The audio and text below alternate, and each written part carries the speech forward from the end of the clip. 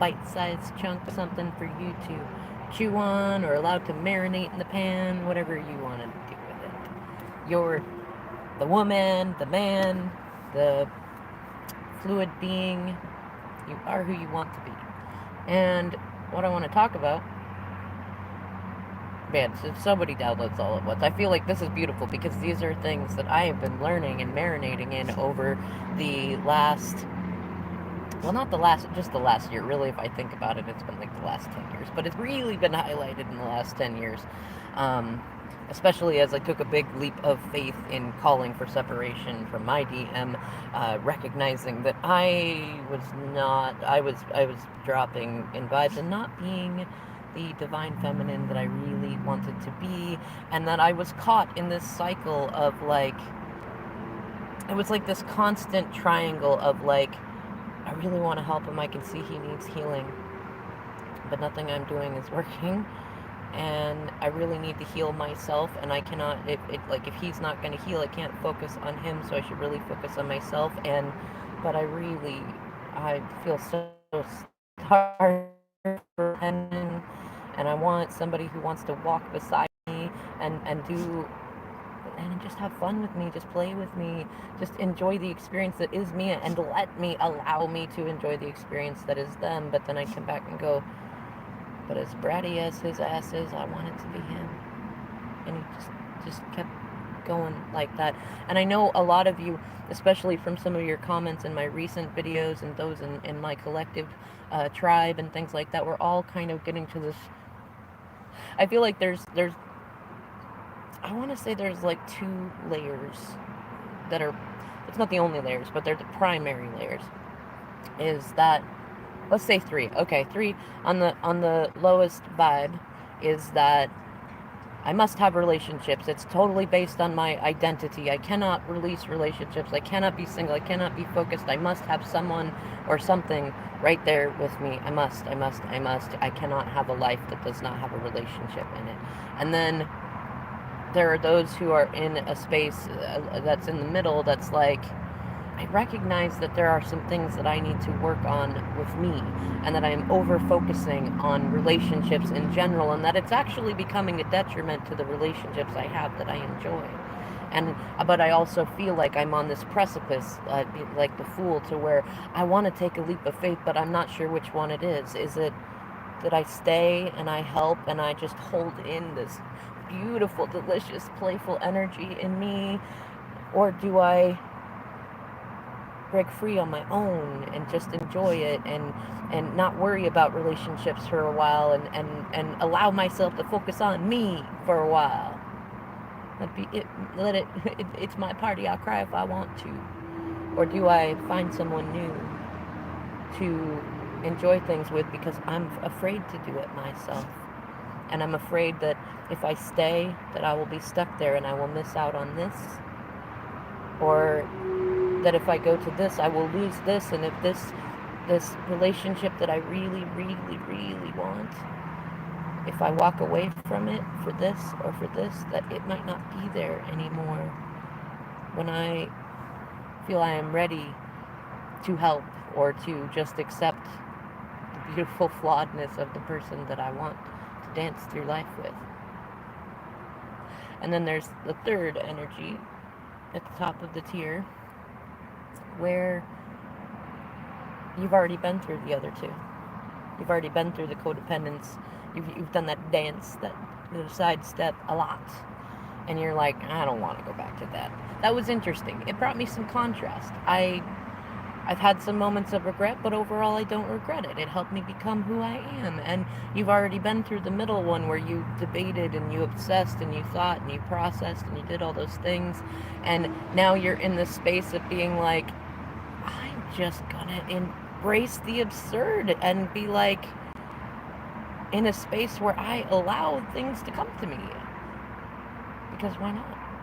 Maybe something that comes to me might be more fun than what I expected, or maybe it will be that while I'm in this space of enjoying me and not worrying about relationships and not worrying about that stuff, maybe I'll have the delicious experience of both the other two. You know, maybe this person will heal and reapproach me And whereas my fear is that if I have this other soulmate being who is interacting with me and loving me in the ways that I deserve, that this person will not be healed enough to understand why I needed to have that experience while giving them the space to grow, that they will know and they will see it in their own journeys and they will find it more adorable, you know. Or maybe it is that you go on an adventure on your own and you do amazing things just as you, and you find that you never needed all the stuff that you attached your identity to before, and then before you know it, you are helping others learn to explore that same energy. And maybe it's both, and maybe the minute that you I think I need to do another divine nugget. I know I've done a longer video about it, but when you get to a space where you no longer need what it is that you have felt like you've needed for a long time, then it comes in like magic. I'm not even kidding. Like, it can come in so fast.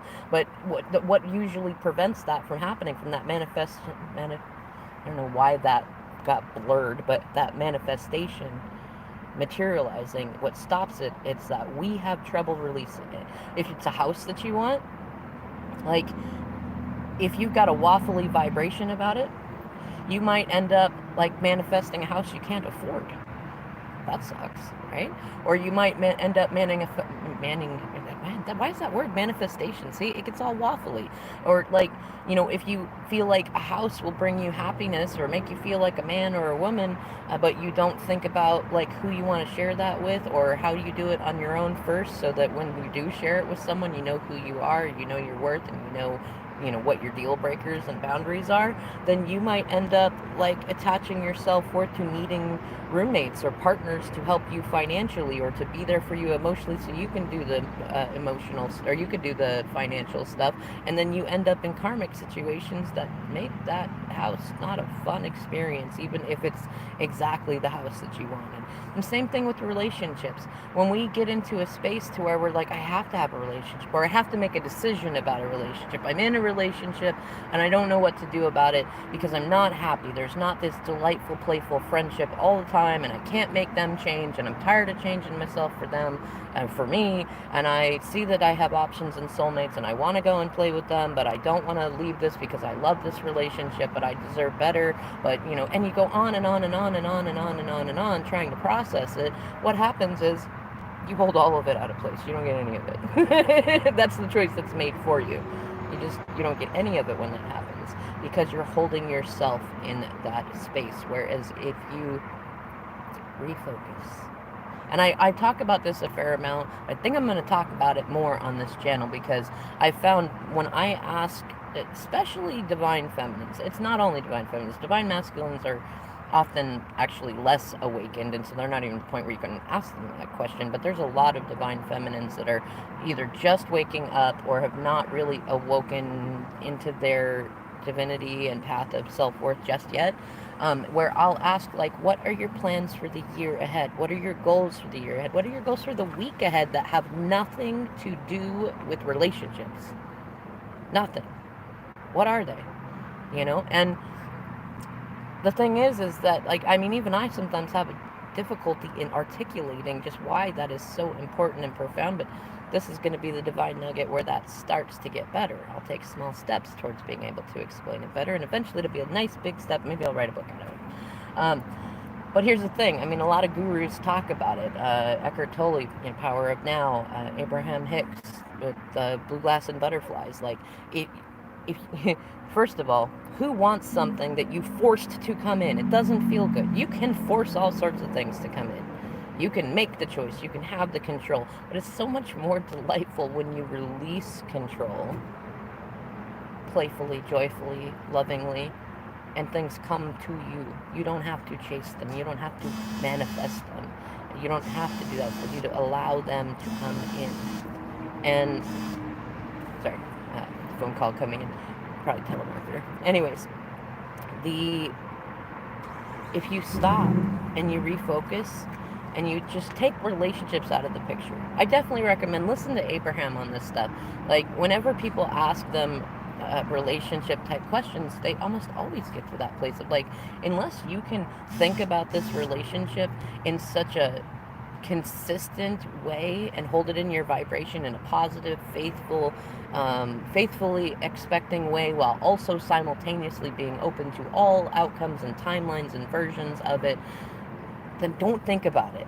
Stop thinking about it and learn to refocus. If you have career aspirations, you want to start a job, refocus on that. If you realize you have some growth you can work on in terms of being a parent, work on that. If you don't have very many friends, work on that. If you want a better connection with your parents, work on that. Like, there are so many things in this world to work on and explore and grow in aside from relationships. And because we're such social creatures and we've been conditioned to really be very codependent or toxically independent, we tend to make that the basis to which we focus on things.